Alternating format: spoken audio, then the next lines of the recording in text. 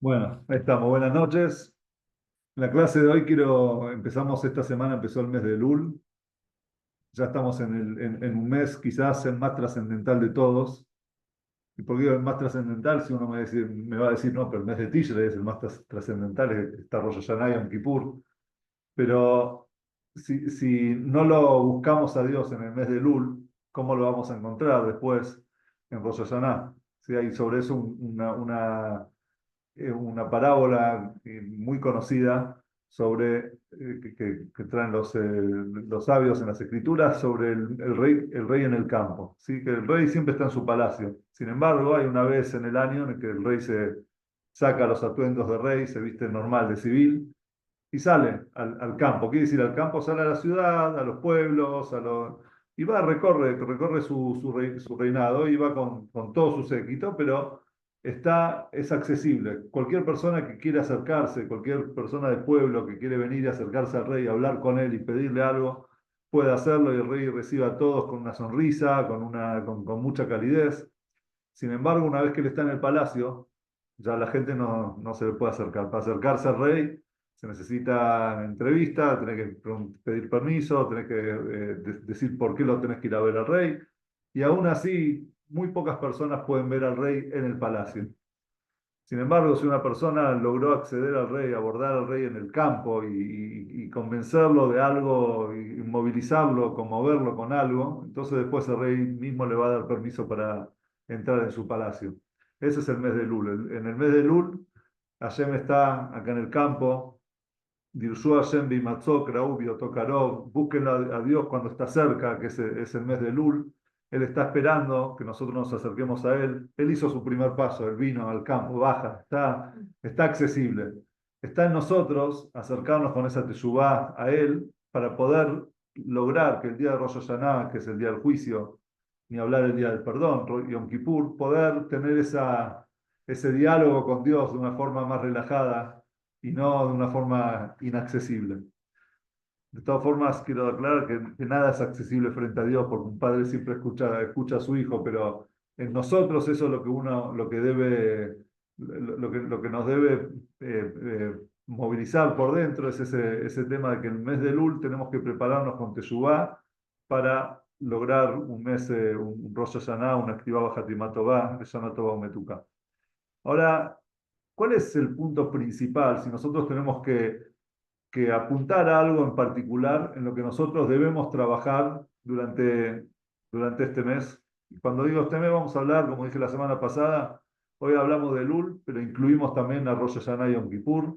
Son 40 días.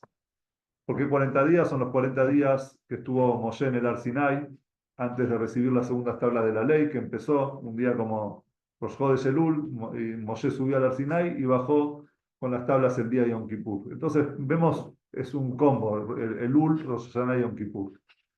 ¿Qué es lo que nosotros en lo que principalmente tenemos que mejorar? Hay una historia que yo siempre cuento, todos los Yamim Noraim. Este año los que están acá seguramente lo van a escuchar dos veces, acá y en el SIL de Amim Noraim, pero que me parece, para mí es una historia conmovedora y me parece que también le pone es una lupa, enfoca en lo que nosotros nos enfoca en lo que tenemos que hacer en Rosh Hashanah y en Kippur principalmente. Y la historia es la historia de un campesino, un muchacho campesino que decide irse del campo y quería crecer, quería estudiar, quería tener una profesión, quería crecer también en su profesión. Entonces se va a la gran ciudad y con mucho esfuerzo, trabajando y estudiando para pagarse los estudios, él no dormía de noche para poder estudiar y poder rendir los exámenes que tenía que rendir también en la facultad. Llegó a ser, como Juan, un abogado. Se hizo un gran abogado. Y empezó a trabajar desde abajo, porque un abogado que no es conocido no es hijo de abogado, no es nieto de abogado ni sobrino de abogado, de hecho, hijo de campesino. Entonces, está bien, se recibió, pero empezó a trabajar en un estudio, le empezó a ir bien, empezó a crecer, lo empezaron a conocer, lo tomaron de acá, de allá, se independizó, hasta que él creció y pasó a ser el gobernador de esa ciudad. Y el hermano menor el más chiquito de todos, había visto cómo su hermano mayor, los logros que tuvo, el esfuerzo que le significó, pero también los frutos que él logró cosechar, decidió seguir sus pasos y se fue también a la gran ciudad. Solamente que cuando uno es el primero, entonces es el que rompe con el sistema, entonces bueno, uno se esfuerza y tiene como objetivo eso y sigue adelante y no hay nadie que lo va a ayudar, entonces sabe que se tiene que valer por sí mismo. El hermano chiquito dijo, bueno, yo ya no tengo que hacer el mismo, no tengo que esforzarme de la misma manera, no, no esforzarme, pero sino sufrir de la misma manera que sufrió mi hermano mayor, porque ya lo tengo a él. Él me va a dar una mano, me puede ayudar para entrar a un lugar donde vivir, no sé, una casa donde estar. Entonces decidió ir a verlo a la oficina donde él trabajaba en la casa de gobierno. Entonces llega él vestido de campesino, todo sucio con tierra, acababa de cosechar, de sembrar, no sé. Y llega ahí a la oficina, lo atiende quién, la secretaria. Obviamente uno no llega al gobernador, al intendente sin pasar antes por diferentes filtros. Llega la secretaria y le dice, no, yo soy el hermano del intendente, me gustaría tener una charla, una conversación con él. Y la señora lo mira así de arriba abajo, le dice, ¿usted es el hermano del intendente? Sí, sí, soy el hermano. ¿Seguro? Sí, sí. Bueno, un momento, por favor. Entra a la oficina del intendente y le dice, hay un señor, un campesino afuera, no sé, está de aspecto así de campo y dice que es su hermano. ¿Usted lo conoce? Entonces el hombre le dio vergüenza, o sea, ¿cómo me viene acá ante mi trabajo? Yo tengo un nombre, tengo una imagen, que sea, y viene acá así, sin avisar, de repente, para como vestido como campesino. Entonces le dijo, no, no, yo no tengo, no, no, no es mi hermano, le dijo. Bueno, salió lamentablemente, señor, dice el intendente dice que no es su hermano, así que por favor retírese. Y el chico se vuelve al campo, pobrecito, desilusionado. Pasa el tiempo y este intendente decide ir a visitar a sus padres, ir a su casa en el campo, volver después de tantos años. Entonces va a visitar la casa de su padre, golpea la puerta. Y cuando el padre le abre la puerta, el intendente dice, papá, lo va a abrazar y el padre con lágrimas en los ojos le dice, si él no es tu hermano, entonces yo no soy tu papá. Quiere decir que cuando llega el mes de Lul, llega Rosh Hashanah, llega Yom Kippur, y nosotros le decimos al Het, nos golpeamos en el pecho y decimos, Dios, pecamos, hicimos... A Dios no le molesta tanto nuestros pecados como sí le molesta que entre nosotros, entre hermanos, estemos separados, no estemos unidos. Eso es lo que realmente le molesta. Y si nosotros nos unimos entre hermanos y estamos unidos y nos ayudamos y nos cubrimos, entonces los pecados hacia el Padre, las faltas hacia el Padre lo va a perdonar porque es el Padre. Entonces llega el mes de Lul y se nos pide a nosotros traer paz entre las personas, traer paz, estar en paz con los demás. Entonces en la clase de hoy quiero hablar de un punto que nos va a ayudar a nosotros a traer paz con los demás.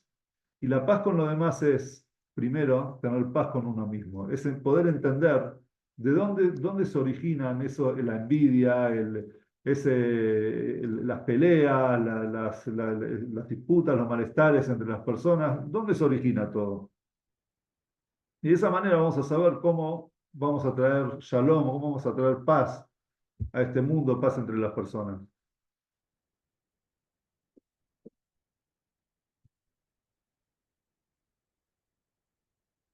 ¿Cómo podemos aceptar al otro? ¿Cómo podemos estar bien con el otro cuando vemos que el otro es mucho más exitoso que yo? Que el otro le va mejor, tiene más, tiene, no sé, sabe más. ¿Cómo voy a estar yo bien conmigo mismo si me siento inferior a los demás? Y de hecho, el ser humano generalmente se evalúa a sí mismo en comparación a los demás. Desde chico nos enseñaron, ¿cuánto te sacaste en el examen? Me sacó un 7. ¿Y cuánto sacaron los demás? ¿Estás entre los que se sacaron más? O si uno viene, el chico dice, no, pero papá, me saqué un 7, pero todos se sacaron 7 para abajo. Porque el examen, entonces el padre dice, bueno, está bien, si estás entre los de arriba, está bien. Y si te sacás un 7, pero todos se sacaron un 10, el padre se vuelve loco. ¿Pero cómo? La mayoría de los chicos se sacó más que vos. Es decir, siempre nos pusieron el chip que nosotros nos tenemos que comparar, ver, digamos, nuestro éxito en comparación a los demás. Y la verdad es que no es así, porque nosotros no somos los demás. Cuenta la historia de una señora que estaba en su casa y todos los días miraba a la vecina y iba y le comentaba al marido, decía, ay, ¿viste la vecina? Qué sucia que es, mirá, los chicos lo viste, están todos sucios, mirá la casa, no la puede pintar, no la puede lavar, no puede... Entonces, hasta que un día de repente viene la esposa y le dice al marido, "Ah, escúchame, hoy no sé qué pasó, pero la vecina de repente está la casa limpia, los chicos limpios. No, querida, simplemente limpié la ventana, dice. Ah, qué bueno. Limpié la ventana. A veces nosotros vemos en el otro nuestra propia suciedad. Vemos en el otro nuestros propios defectos. Mum Shebejá, dice el Talmud, dice que el defecto que vos ves en el otro, que en realidad vos tenés, lo ves en el otro. En realidad no te molesta del otro las cosas que son del otro. Te molesta en el otro las cosas con las que vos te sentís identificado. Porque cuántas cosas hay que la otra persona lo hace y lo hace mal y uno dice, bueno, le es indiferente. Pero de repente cosas que son pavadas, que son cosas insignificantes, pero de repente eso a vos te afecta y te pone mal y lo criticás. ¿Pero por qué lo criticás si vos haces lo mismo? Justamente por eso lo critico. Porque criticarme a mí mismo yo no puedo, pero criticar al otro, porque me siento reflejado inconscientemente, me veo reflejado en el otro, eso realmente me molesta. Quiere decir que en realidad, cuando las personas se enojan, se pelean, se disgustan, no se están peleando con el otro, se están peleando con uno mismo. Se está peleando con lo que a mí me molesta y por lo tanto yo veo en el otro, aún, sí, aunque el otro no tenga el mismo defecto que yo, pero un defecto que yo tengo y que el otro no lo tiene y me muestra en su éxito que él no tiene mi defecto, eso también me molesta. Entonces, en otras palabras, yo no puedo querer al otro y estar bien con el otro si antes no me quiero y no me valoro a mí mismo. Esa es la base de la paz. Primero, estar bien con uno mismo. Si limpiamos nuestras ventanas, entonces vamos a poder ver con buenos ojos a todos los demás. En la Torá es muy interesante ver que en el libro de Bereshit es un libro que está lleno de peleas. Y no solamente peleas, peleas entre hermanos. ¿Sí?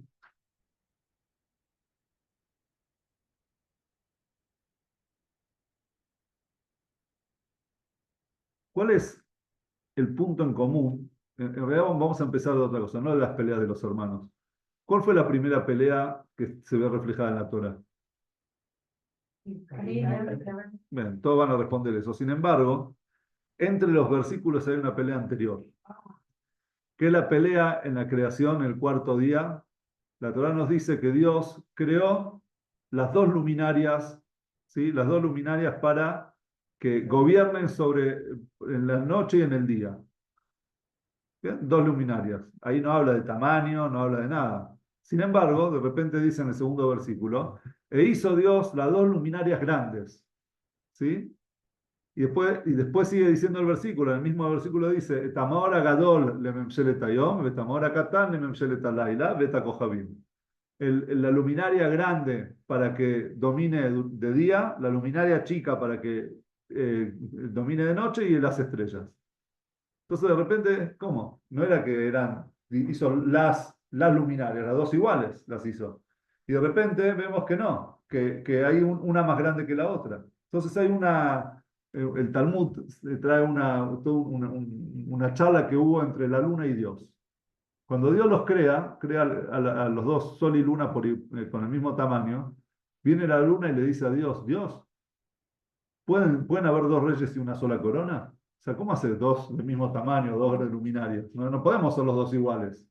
Entonces viene ahí Dios y le dice, bien, tenés razón, entonces achicate. Vamos a achicar.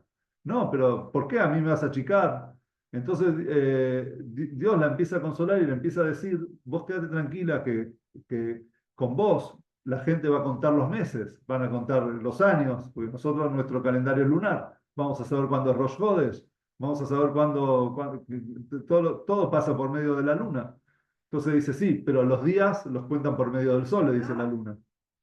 Entonces Dios le dice, pero no te preocupes, que va a llegar algún día cuando llegue el Mashiach, que tu luz va a ser tan grande como la del sol.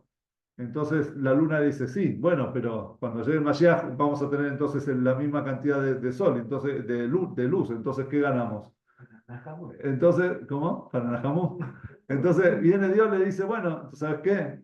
Vos vas a tener la misma luz que el sol, pero el sol va a tener 7 veces más que vos. ¿Qué es lo que pasó en esta? Y por eso, todos los Rosh Hodesh, hay algo interesante. En la Torá, cuando Dios nos nombra los korbanot, las ofrendas que hay que traer, en cada festividad se trae también un korban hatat. ¿Qué es korban hatat? Es una ofrenda por los pecados involuntarios que hemos hecho. ¿Sí? Pero en Rosh Hodesh, la Torá dice, hatat la Hashem. Trae una ofrenda de hatat para Dios. ¿Cómo para Dios? Entonces viene el Talmud y nos dice que Dios nos pide a nosotros, traigan por favor una ofrenda porque achiquea la luna. Es decir, Dios no, se siente como metafóricamente hablando, se siente mal por haber achicado, reducido a la luna. ¿Sí? Ahí nosotros vemos la primera pelea que hay en la Torá. ¿Qué es lo que quería la luna? La luna que quería ser como el sol, o sea, más grande que el sol. Viene Dios y le dice, pero vos tenés tu particularidad. El calendario se va a formar por vos. O sea, no tenés que ser como el sol, vos sos vos. Vos sos grande, sos tan importante en lo que vos haces, vos sos lo más importante que hay en tu función. Pero no, la luna quería ser como el sol. El otro es así, el otro es más grande, quiero ser más grande, etcétera. Ahí nosotros ya vemos esa primera disputa. No, ni hablar, por ejemplo, cuando el pecado del Hetetzadat, ¿sí? Cuando el pecado del fruto del conocimiento del bien y del mal. ¿Qué pasó ahí? La serpiente convence a Jabá, Jabá convence a Adán y ambos comen del fruto del árbol. Ahora, ¿qué hace una serpiente del reino animal charlando y hablando y tratando de convencer a alguien de un ser humano? O sea, ¿de dónde salió? O sea, ¿por qué no se mete con los suyos? ¿Por qué no va a explorar la tierra o, no sé, el resto de los animales? Entonces dice el Midrash que el Nahash, la serpiente, estaba celosa porque Adán la tenía Jabá y él no tenía Jabá. Dice, ¿por qué Adán no tiene Jabá? Entonces, ¿sabes qué? Entonces, si yo no tengo a Jabá, Adán tampoco la va a tener. Entonces, voy a convencerla a Jabá que coma el fruto del árbol sabiendo que iba a morir. Y de esa manera, ya está, ni él ni yo. Entonces, es como esa, hay una señora que va, ve un pintor en la calle que hacía retratos. Entonces le dice, si no me puede retratar, sí, pero le pido un favor. Hagan mi retrato, póngame con joyas de perlas, Entonces el señor dice, pero ¿por qué, señora? Dice, y no sé, si el día de mañana yo me muero y mi marido se casa con otra, que la otra se ponga a buscar dónde están esas joyas que tiene. Entonces, viene la y dice, ni él ni yo. Viene, y ese fue también el argumento en realidad de Jabá. Viene Jabá y le dice a Adán, come del fruto. ¿Qué es lo que quería Jabá? Ella dijo así, yo comí, pero no quiero, si me llega a pasar algo, no quiero que él se case con otra después. Entonces, come vos también y te venís conmigo. Y Adán, ¿por qué comió? Adán comió porque le dijo, ¿qué le dijo Dios le había dicho? De este árbol es el árbol del conocimiento del bien y del mal. Si comes de este árbol vas a ser como Dios. Si odea Tobará, quiere decir que, hay algo que Dios sabe que yo no sé. Entonces yo quiero ser como Dios también, yo también quiero saber. Entonces, por eso también. Es decir, que todas las cosas parten por el hecho de que, eso vemos en el libro de Bereshit, ¿qué tiene el otro? Caín y Abel. Traen las ofrendas. Dios aceptó la de Abel y no la de Caín. ¿Qué hace Caín?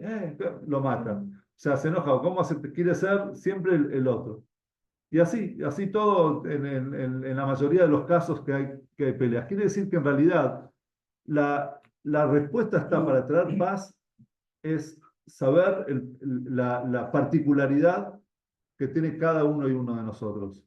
Dios hizo algo en el ser humano que es increíble, que no existe, creo, me parece que no hay una explicación científica de cómo puede ser que no hay dos personas idénticas, no hay dos huellas digitales idénticas. ¿Cómo puede ser?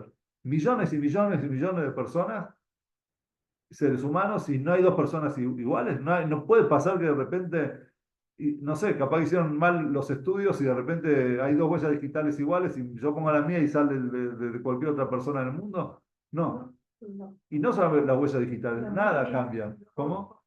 El iris. El iris, un montón de cosas. En el cuerpo humano cambian un montón de cosas. Un montón de cosas. ¿Por qué? ¿Por qué Dios no hizo simplemente que seamos No todos más sé. o menos iguales? Es justamente para mostrarnos a nosotros la particularidad que tenemos. Que nadie sienta que es igual que el otro, porque si soy igual que el otro, entonces ya soy repetido, ya no tiene sentido mi existencia. Ya está el otro, ¿para qué estoy yo? ¿Sí? Si está el otro, entonces soy igual, somos iguales, tenemos los dos que hacer lo mismo. Si yo tengo que hacer lo que el otro hace, entonces que lo haga él y yo para qué estoy. Me siento inútil. Sin embargo, Dios nos hizo a nosotros distintos para que cada uno pueda sentir su particularidad. Entonces, cada uno hay un dicho que está en todos lados en Hasidut, el Rebbe lo trae mucho. Dice, Hayab Adam, la persona está obligada a decir, Bishvilini Braolam. Por mí fue creado el mundo. Fíjense ustedes qué frase egocéntrica. Por mí fue creado el mundo. Sin embargo, es todo lo contrario. El por mí fue creado el mundo significa, no creas que existe gente en el plano de Dios que es indispensable, que es, al revés, que es, sí, que no es indispensable. Es decir, Dios, la creación de Dios es perfecta, el mundo es perfecto. Entonces Dios no va a poner gente de más, porque si hay gente de más, ya es imperfecto, ya no sirve, ¿para qué pone de más? Si no tiene su función, entonces ¿para qué está? Vieron como uno dice, che, este cosito de esta máquina, ¿para qué? No, si lo sacás no pasa nada, sigue funcionando. En el mundo no es así, en el mundo de Dios. Si le sacás ese cosito, no va a funcionar. Por algo está, porque Dios lo puso porque así él tiene que estar en su mundo. Y cuando ya no haga falta, ya no va a estar. Entonces, por eso Dios nos creó a nosotros distintos uno al otro, para que cada uno y uno de nosotros pueda decir y sienta que por mí fue creado el mundo. Es decir, yo tengo una función en este mundo, yo tengo una misión en este mundo que ninguna otra persona lo va a poder cumplir, únicamente yo. Entonces, si vos tenés bien claro eso, ya no te va a interesar qué tiene el otro, cuáles son los logros del otro, si el otro tiene éxito. Fíjense ustedes, uno de los pasajes de las historias del Tanaj más vibrantes, más emocionan, es la historia, si tenemos que hablar del símbolo del amor, ¿a quién citamos? A David y a Jonatán. ¿Sí? El símbolo del amor es David y Jonatán. ¿Quiénes eran David y Jonatán? Jonatán era hijo de Shaul Amelech. Shaul, el primer rey de Israel, tenía un hijo, Jonatán, el heredero del trono. Él tenía una hija, Mijal, que se había casado con David. David era un muchacho, jovencito, tocaba bien el arpa, ya le tocaba la música, le musicalizaba ahí en la sala del rey, desde antes de ser conocido como David. Después pasa toda la historia que la lucha contra los filisteos y estaba Goliat y nadie se le animaba. Fue David a ver a sus hermanos y vio que estaban todos preocupados, preguntó por qué, le dijeron no, porque Goliat fue David, luchó, le ganó, venció a Goliat, la gente empezó a vitorear su nombre, David, David. Y en eso también Saúl había cometido un error, digamos, no había acatado una orden de Dios, entonces Dios le hizo saber por medio del profeta que su trono se iba a terminar, que él iba a caer y le iba a entregar su trono a otro. Entonces cuando Saúl, eso se le metió en la cabeza, ¿cómo el trono a otro? Entonces empezó, ¿quién va a ser, quién es el otro? Y cuando empezó a ver que David empezó a tener, la gente coreaba su nombre, dijo, será David. Entonces él lo quiso matar. Pero David no sabía hasta qué punto el rey, Saúl, estaba en contra de él. ¿Estaba dispuesto a matarlo o no estaba dispuesto a matarlo? ¿Realmente la vida de David corría peligro o no corría peligro? David ya sabía que iba a ser el próximo rey de Israel. Ya había sido ungido por Shmuel Anabí. Pero David, mientras Saúl era el rey, él lo respetaba como tal, no se metía en su área. Entonces, ¿qué hizo? Tenía que hablar con una persona de confianza, que le diga si realmente el rey era capaz de poner en peligro su vida o no. ¿Quién es la persona de confianza de David? ¿Cómo? Jonatán. que en realidad, si nosotros lo vemos, David y Jonatán, eran rivales. Porque Jonatán era el hijo, era el heredero de la corona. Por el contrario, estaba David, que era el que le iba a quitar la corona a su padre y por ende también a su descendencia, a su hijo. Entonces viene David, lo llama a Jonatán, le dice, mira, escucha Jonatán, yo quiero saber, necesito saber hasta qué punto estoy en peligro. Entonces Jonatán dice, no te preocupes, Mahar Jodes, mañana es Rosh Jodes, y vos andá en Rosh Jodes, mi padre acostumbra a reunir a toda la familia en la mesa de Rosh Jodes, hace una comida festiva, y vos generalmente estás, mañana andate a la casa de tu papá y no vengas, no aparezcas. Andá a lo de tu familia. No aparezcas. Si yo voy a ver ahí en la mesa, voy a tantear a ver cómo está la situación con papá.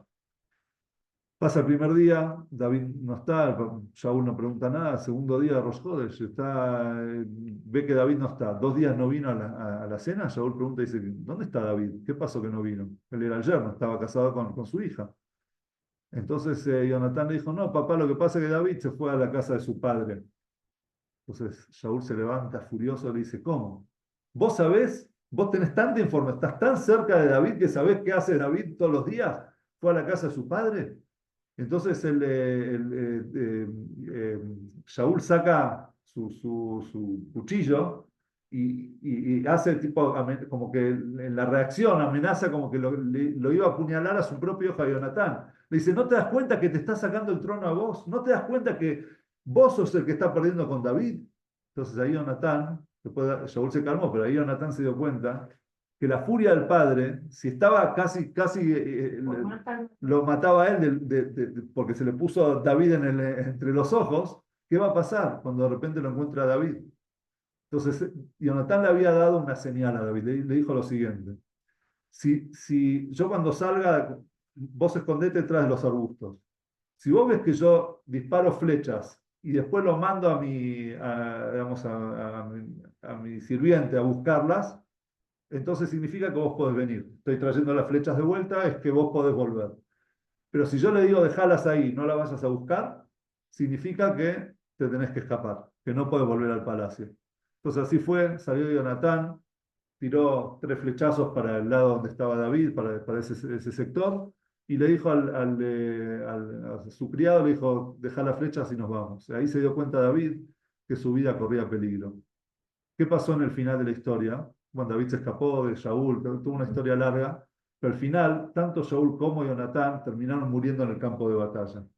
Cuando David, que estaba escondido, escucha la noticia que murió Jonatán, el Tanaj trae, digamos, la lamentación de David sobre Jonatán, que le dice, Ají, Jonatán, Ají, mi hermano Jonatán, cuánto bien me hiciste, y termina diciendo algo que en muchos lugares fue mal interpretado. Le dijo, eh, eh, Nifletá Batja Elai que Abad Nashim. Superó tu amor hacia mí más que el amor de las mujeres, es decir, más que el amor de una mujer a su marido. Todos los comentaristas se me dan así, ¿qué significa esto? ¿Por qué no de un hombre a su mujer? ¿Qué significa? Digamos? Entonces hay un montón de explicaciones, de interpretaciones. Los más laicos lo llevan por un lado que no hay nada que ver. Pero hay el Ramá de Pano, el Rami Meir Akiva de Pano, eh, trajo una explicación muy linda, una interpretación muy linda sobre esto. ¿Quiénes eran ese Abad Nashim, ese amor de mujeres del que hablaba David Amelech? Primero veamos de quién descendía cada uno de ellos. Ustedes saben que el rey David desciende de qué tribu? De Yehudá, pero la tribu de Yehudá, ¿sí? Yehudá es la tribu de la realeza judía. Todos los reyes de Israel, menos Shaul Amelech, fueron, o sea, todos los reyes de Yehudá fueron de Yehudá, ¿sí? La corona está en Yehudá. Shaul, y esa fue toda la disputa durante el reino de Israel, el reino de Yehudá, es que Shaul venía de Yosef, ¿sí? Era de la tribu de Yosef. Entonces, ahora, ¿quién había sido la mamá de Yehuda? Lea. ¿Quién había sido la mamá de Yosef? Rachel. Ahí tenemos dos mujeres. ¿Qué había pasado entre estas dos mujeres? ¿Cuál era la muestra de amor entre estas dos mujeres?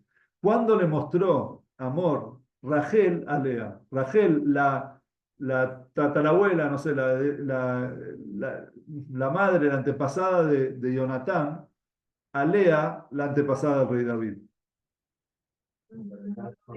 Cuando le da la contraseña. Muy bien. Viene Jacob, trabajó por Rachel 7 años, y después de esos 7 años, cuando se va a casar con ella, Labán le dice, no, va a ir tu hermana, se va a casar primero la mayor. Entonces, Jacob sabía que Labán era una persona, no era recta. ¿Sí? Entonces, por las dudas, él se había atajado y dijo, ¿sabes qué, Rachel? Cuando llegue la noche de bodas, esta es la contraseña. Vos me tenés que decir, este es el código entre nosotros para saber que sos vos. ¿Sí? No había luz, no había... Entonces, Rachel de repente, cuando escucha eso del padre, dice, hoy vei, la rusa, hoy va voy. Dice, va a llegar el momento, va a estar la vergüenza que va a pasar mi hermana en ese momento. Imagínense esa, le tengo que decir, le tengo que avisar porque si no va.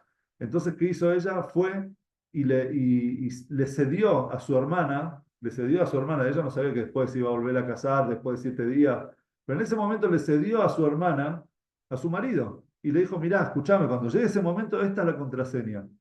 En la Torá, ella es considerada, Rachel, como el símbolo del cederle a la otra persona algo. ¿Y por qué? Si hay mucha gente que cedió. Sí, pero Rachel le cedió algo que lo iba a tener enfrente todos los días de su vida. El marido iba a volver y iba a decir, ¿a dónde voy?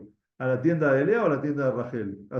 O sea, ella le cedió algo que se lo iba a tener que llevar, no es, bueno, cedí un momento y después me olvidé. No, lo voy a tener presente todos los días de mi vida. Sin embargo, ¿qué hizo ella? Fue y se dio justamente para que su hermana no pase, por el amor a su hermana, para que no pase vergüenza, le cedió ese código. Y tiene su recompensa. Rachel Mebacal Banea, Rachel está enterrada en Betlehem, en el camino a Jerusalén, y hay una Kol Barramán Ishma, dice el profeta, hay una voz en la colina, se escucha, Rachel Mebacal Banea, Rachel está llorando por sus hijos que se fueron al exilio. ¿Y qué le dice Dios? Mi Nicolech, mi Beji, Benaech, mi Dimá, Kiersa Jali Fulatech, no llores, porque hay una recompensa para tu esfuerzo, para todo lo que vos hiciste, Beshabu Banim Litbulam, tus hijos van a volver a sus líneas, a sus fronteras. Va a llegar el Mashiach, va a saber que lo voy a traer a todos a Eretz Israel. ¿Por qué? En mérito de qué, ¿cuál es el mérito que tiene Rachel? Es justamente el amor que ella mostró por su hermana, el hecho de ceder. Entonces Rachel era la única que podía decirle a Dios, escúchame, yo cedí a mi marido, cedí mi orgullo, mi honor, todo por la otra persona. ¿Vos no podés ceder frente a mis hijos? O sea, también se equivocaron, tuvieron error, pero yo tengo autoridad de decir, yo cedí. Entonces, eso que le dice Dios, quédate tranquila, que vos cediste, yo también voy a ceder y los voy a devolver a mis hijos, a nuestros hijos, a nuestros límites, es decir, a Israel. Entonces, ¿qué le dice David cuando en ¿cómo se dice? En ese sped, tiene una palabra en castellano que nunca me la aprendo. ¿Cómo se dice cuando el sped? Cuando uno dice después de fallecimiento. Un panegírico. ¿Cómo es? Un panegírico. Panegírico. Bueno, es Como muy homenaje. difícil. Bueno, el homenaje, exacto. En ese homenaje que le dice de corazón a su hermano amigo, en realidad hermano de corazón, Jonatán. Le dice, Naamá, nifletá abatja elay me abad nashim. Tu amor fue superior al amor de las mujeres. ¿Qué es el amor de las mujeres? Al amor de esas mujeres, al amor de tu abuela, de tu abuela, mi abuela. ¿Por qué Nifleta? ¿Por qué mucho más? Porque ellas eran hermanas. Pero nosotros ni siquiera somos hermanos, somos cuñados, y no solamente somos cuñados, somos hasta peleamos la corona. Sin embargo, Jonatán, vos me amaste, me quisiste y me protegiste. Gracias a vos salvé mi vida. ¿Qué pasaba con Jonatán? Nosotros hablamos del rey David, pero ¿qué? Jonatán Jonatán sabía, era el símbolo de aquella persona que sabía que el lugar donde él está es el lugar que le corresponde. Esa es la misión que él tiene que tener. Y si la corona la tiene que tener el rey David, porque así Dios lo eligió, porque esa es su misión, entonces en su vida, su misión va a ser también lograr que David se ponga la corona. Y él va a tener otra misión de vida. Y no por eso él sentía que estaba perdiendo su puesto. Me están sacando el trono. No, no me están sacando el trono. Yo tengo mi trono y él tiene su trono. ¿Sí? Una vez un ratoncito pasa, estaba el rey león durmiendo, el ratón pasa, lo pisa y el león se levanta todo furioso, quiere atacar al ratón y el ratón le dice, rey, tranquilícese, va a ver que yo, perdóneme, no me di cuenta, ya va a ver que yo le voy a devolver a usted esto que le hice, se lo voy a retribuir. Bueno, pasa el tiempo, de repente unos cazadores llegan ahí en realidad siempre dicen el rey de la selva, pero los leones crecen en el desierto, ¿no? Pero bueno, pues llegan a la selva, vamos a hacerlo más. Y le tiran la red encima al león y lo cazan, el león empieza a, sí, se me fue a gritar, ¿cómo se dice? A rugir, sí, empieza a rugir y empieza a desesperarse, pero no puede salir. Entonces viene de repente el ratoncito con sus dientes, empieza a morder, a romper la red hasta que logra salir. Entonces Puebla y le dice al león, cada uno es rey en su lugar, cada uno es rey en su función. Eso entendía Jonatán, cada uno es rey en su función. Uno puede estar en el trono, ser el rey David, pero cada uno es rey en lo que es. Ser rey no significa tener una corona en la cabeza. Ser rey es poder dominar, poder manejar las cosas para las cuales yo estoy en este mundo, manejar principalmente mi vida. Ese era Jonatán. De eso aprende Ramban, dice, el Beaftale, Reajaca Moja, el amarás a tu prójimo como a ti mismo. ¿De dónde se lo aprende? Se lo aprende, por ejemplo, de David y Jonatán, principalmente de Jonatán. Porque Jonatán se puso contento, dice Ramban, amar al prójimo como a ti mismo es alegrarte por el éxito del otro. Viene el otro, te cuenta algo, no digas, mirá, no, alegrate, el otro te está contando algo bueno que le pasó, alegrate por su éxito, eso es amar al prójimo como a uno mismo. Y eso hizo Jonatán. David tiene que ser el rey, buenísimo, está muy bien. Fíjense ustedes el altruismo que tenía Jonatán, esa claridad, y no es que dijo, bueno, ahora arreglate vos con las batallas. Él murió en campo de batalla, él murió luchando y peleando por Israel, sabiendo que él no iba a ser el rey de Israel, que el rey iba a ser otro. Y no solamente eso, lo ayudó a escaparse. Él no le dijo, no, mirá, escuchame, somos amigos, todo bien, pero vos sos mi... Arreglate, buscate a otra persona, no sé, no.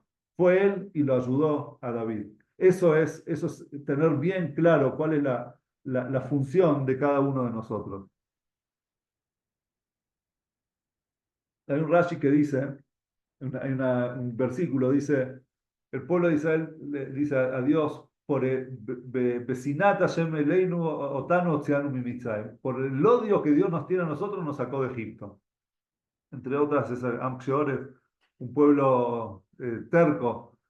Claro, Dios le da la libertad, pero aún así dice, no, no nos dio la libertad, nos dio la libertad porque nos odian. Explica Rashi en ese lugar, dice, como ustedes, como el pueblo judío en ese momento odiaba a Dios, por eso sentían que Dios los odiaba. Veían todo como a los ojos. Ah, no, como nos odiaba, por eso nos diste la libertad. No, el odio no es de Dios hacia usted que le dio la libertad. Como ustedes en estos momentos odian a Dios, sienten que Dios por odio, o sea, lo bueno que les hace tampoco es tan bueno.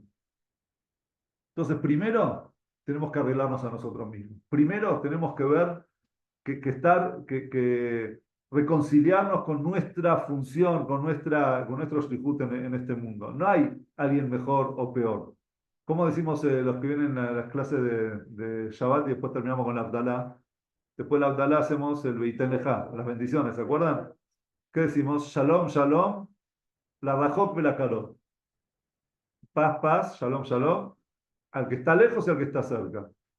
Entonces había una época en la que la gente, el mundo religioso, llamaba a la gente no religiosa, lo llamaban los rejoquim, los que estaban los alejados, tipo, los lejos. Y el Rebbe se enojó, dice, quién sos vos para decir quién está lejos y quién está cerca? ¿Cómo? No hay. De hecho, y el Rebbe trabajó, dice, Shalom, Shalom, la Rajok y la Karok. Primero está el Rajok y después el Karok. Entonces, ¿qué sabes vos? ¿Dónde está el valor? O sea, ¿cómo lo vas a llamar Rajok, Karok? ¿Y quién sos vos para saber eso? Es decir, cada persona tiene su función en este mundo. Y cuando la persona sabe y tiene claro que no hay otro que pueda hacer lo que él tiene que hacer, no hay otra persona que lo pueda suplantar, entonces él es un hijo único para Dios. No hay otro, no hay otro. Es más, supongamos que somos todos hijos, pero para un padre no hay más, o sea, lo aleino si una persona dice, bueno, tenés que salvar, mirá, salvaste uno, no sé, murió uno, pero salvaste tres. Andá a decirles a una madre, ¿qué me estás haciendo cuenta que son números, que es matemática, mis hijos? Para mí cada hijo es único, es todo. No hay uno, pero salvaste tres y porque... ¿Qué me estás cargando? O sea, que eso somos nosotros para Dios. Para Dios no hay, bueno, este está de más, este no sé. No, cada uno tiene su función. Dios no le hizo a Lili y a Gloria para que hagan lo mismo. Entonces, si fuese así, entonces una de las dos está de más, no nos sirve. No. Cada uno tiene que saber que si está acá, está en este mundo, Dios lo está mirando y lo está mimando y lo está acompañando y está esperando de él, tiene todas las expectativas puestas como las tiene sobre el Rebbe de Lubavitch, sobre cualquier tzadí, cualquier persona que uno dice, no, pero él, no, Dios hizo al Rebbe de Lubavitch y le dio también funciones a otras personas que el Rebbe no puede hacer. ¿Qué dijo Moshe Rabbeinu? Moshe es indiscutible, ¿no? Shesh, Shesh Meot-Elef Ragli Ha'am Asher Anochi Bekibo. Le dice a Dios, 600.000 son las piernas del pueblo en el que yo estoy en él. Moshe era la cabeza, ¿verdad? Y el pueblo dice, Moshe son mis piernas. Pero donde la cabeza quiere llegar, no puede llegar sin las piernas. Y con eso Moshe nos enseñó que no es que la cabeza no es más que las piernas. La cabeza es cabeza, pero la cabeza sin las piernas no va a poder, no lo va a lograr. Sin los brazos no va a poder agarrar, los ojos no va a poder ver. Entonces, no hay más o menos, no hay este es más importante, menos importante. Somos todos, cada uno tiene su función y la cabeza nunca va a poder ser pie y el pie nunca va a poder ser cabeza, porque por eso cada uno tiene su característica. Vamos a ver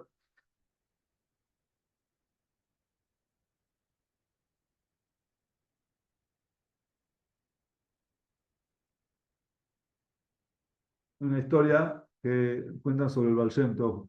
Una vez llegó el Baal Shem Tov en su ciudad, no habían lluvias y todo el mundo estaba llorando y pidiendo, entonces, y nada, no servía, no caían lluvias. Entonces dijo el Baal Shem Tov, mami, agarró, fue a los bandidos, los chicos los lejos, los que se habían ido para, no sé, ladrones, cayeron en las cosas sí, que eran delincuentes y así, agarró, fue el Vallento a todos ellos, les dijo, vengan, necesito de ustedes. Queremos lluvias y ayúdenme a rezar. Vengan, armó un minyan de delincuentes. Entonces rezó con ellos, telín, todo, qué sé yo, y empezó a llover. Entonces todos dijeron, ¿cómo? Entonces le dice, mira, muy simple, dice, nosotros qué queríamos, romper las cerraduras del cielo. Bueno, traje gente que sabe romper cerraduras, abrir cerraduras. Ahí me ayudan a abrir la cerradura del cielo. No hay algo, no significa que está bien ser ladrón, pero lograr ver en cada persona sus habilidades.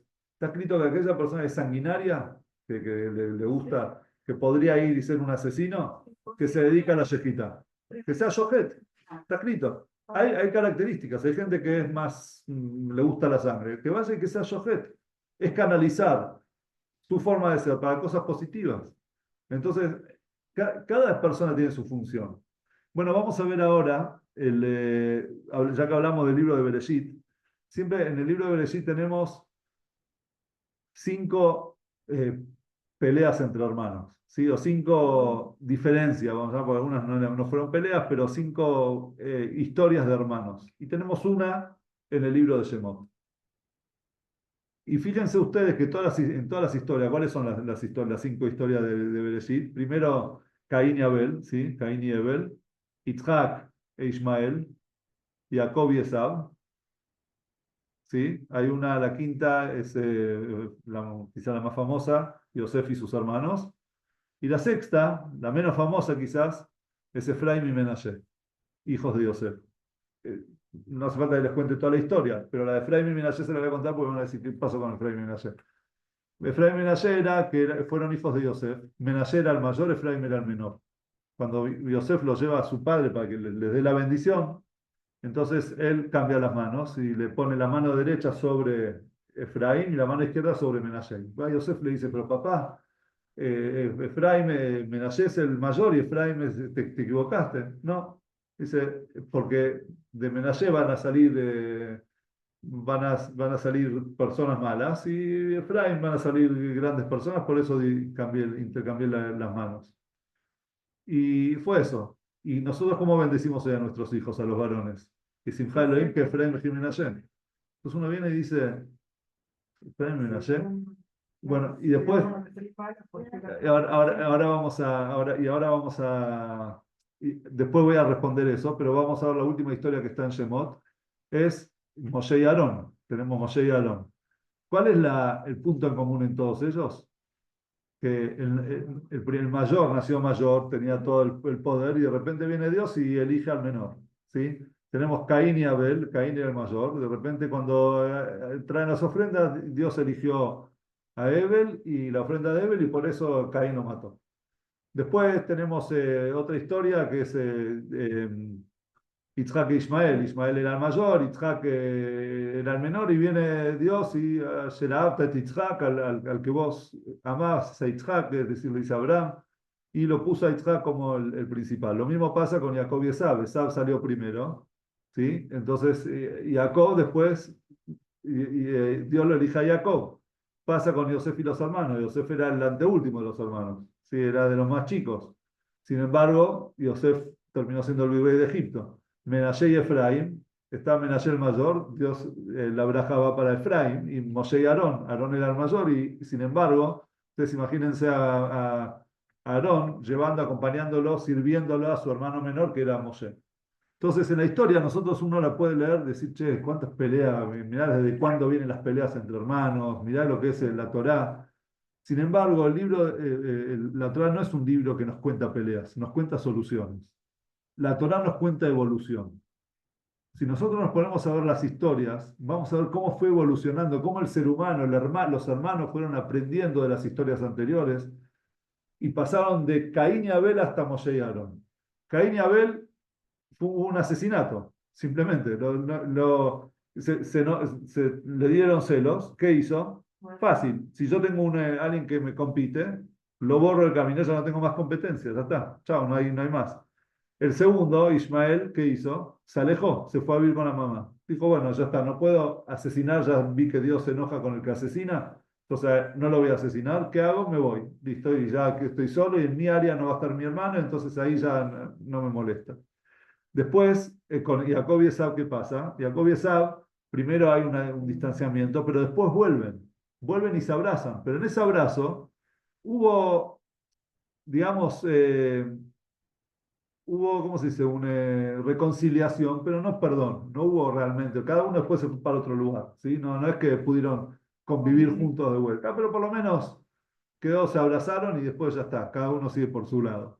Después, en el caso de Yosef y sus hermanos, evolucionó más todavía, no solamente que se perdonaron, le dijo a Yosef, vengan, le voy a darles mejores tierras, vengan a vivir acá, traigan a nuestro padre. Yosef realmente no fue por culpa de ustedes, es todo por Dios, y se abrazaron realmente, pudieron volver a convivir con hermandad juntos.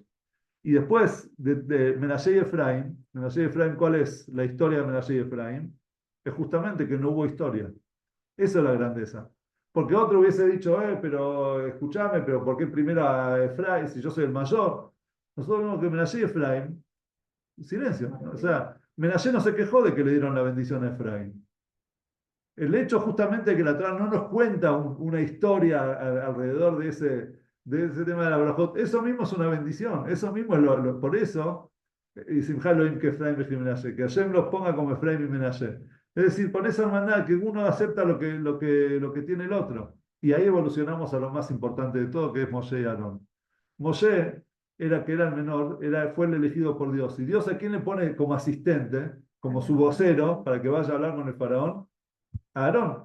Aarón, el hermano mayor, el mayor es como ustedes imagínense, viene alguien, viene Moshe, dice unas palabras y va Aarón y dice el Rebe, Moshe, que tal y tal cosa. No, no, decíate, bueno, o sea, como hace de interlocutor, como que está. Escúchame, si el hermano mayor es Aarón, él debería ser la imagen ese del líder que viene, no, es Moshe. ¿Por qué? Porque Aarón sabía, y por eso Hashem le dio a Aarón también el poder de bendición, como Cohen, ¿sí? De poder bendecir al pueblo de Israel, Be'avá, con amor. ¿Por qué? Porque Aarón, de vuelta, así como Jonatán, sabía que cada uno cumple su función. Y cada uno es importante. No es que Moshe era más que Aarón. Moshe era Moshe y Aarón era Aarón. No es uno más que el otro. Los dos se tienen que destacar en su función. Por algo Moshe lo hizo a Moshe y no lo hizo a Aarón. Y quizás Moshe no podría haber sido Aarón. Eso es el punto en común. O Aarón Moshe. O Aarón Moshe, Claro. obviamente. Eh,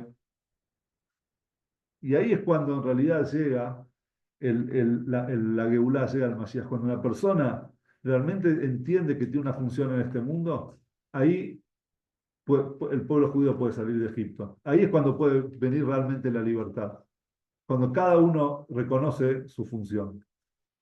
Ahora, hablamos que no hay que tener envidia, sin embargo, nadie dice que no hay que tener envidia. La envidia es una fuente de fuerza que es importante y que hay que canalizarla para bien. Entonces hay un dicho que dice, Kinat sofrim talbe jochma. La envidia de los escritores Ay, sí. incrementa sabiduría. ¿Por qué? Te hace Porque escribir más. te hace escribir mejor. O sea, escúchame, che, mirá qué bien que escribe el otro. Entonces me tengo que esforzar yo para hacer yo, destacarme yo. Es la pura verdad. La envidia a Rachel se la conoce también Rachel cuando se habla de una de sus características, se habla de la envidia que Rachel le tenía a Lea. Como dijo, ella misma dijo que Lea tiene hijos, yo no tengo hijos. Si va a tecaner Rachel Bajotá, Rachel le tuvo envidia de su hermana. Entonces, ¿qué? De todas las características buenas y positivas que tenemos de Rachel, tenemos que decir la tecané, no podías usar otra palabra de Torah. Y de todo envidia, no, al contrario, porque en el caso de Rachel esa envidia era una envidia sanísima. ¿Por qué era una envidia sana? Porque no es que Rachel quería que su hermana no tenga hijos. Ella. Ella, o sea, la envidia de ella dijo, qué méritos tiene mi hermana Lea, que Dios le da tanta bendición con hijos, que yo quiero tenerlos también, me tengo que esforzar para tener tantos méritos, ser una tzadeket como lo es ella, y que ayer me mande a mis hijos también.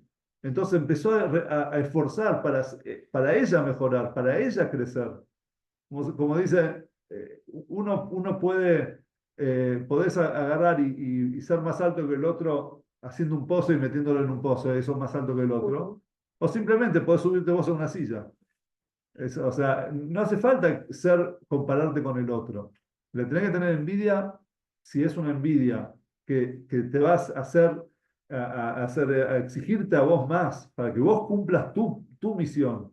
En realidad lo que nos tiene que dar envidia es, che, mirá el otro cómo cumple su misión en esta vida y cómo está haciendo las cosas bien y, y a mí me está costando. ¿Dónde tengo que mejorar yo para cumplir mi función? Una vez que logremos esto en el mes de Elul, de repente todo se va a ver de color de rosa. Todo va a haber paz, va a haber bienestar entre las personas, va a haber bienestar en las parejas, en las relaciones padre-hijo. ¿Por qué? Porque ya no estoy todo el tiempo compitiendo con el otro, no estoy viendo cómo el otro es más exitoso que yo, tiene él lo que yo no tengo.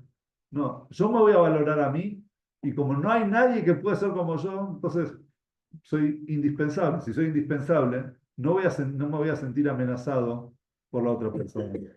Que tengamos Besat Hashem todos una activada Hatima Tová, que ya no tengo Metuká, un mes de Elul lleno de Teshuvá, lleno de poder de conexión con Hashem y con nosotros mismos, sabiendo que Estamos terminando un año y tenemos que terminar el año con el pie derecho, decirle a Hashem, estoy para lo que vos me elegiste, yo soy un elegido y estoy haciendo las cosas bien, y seguro Hashem lo va a ver de esa manera y nos va a mandar a nosotros una Shana Tová, un Metuca. Buenas noches.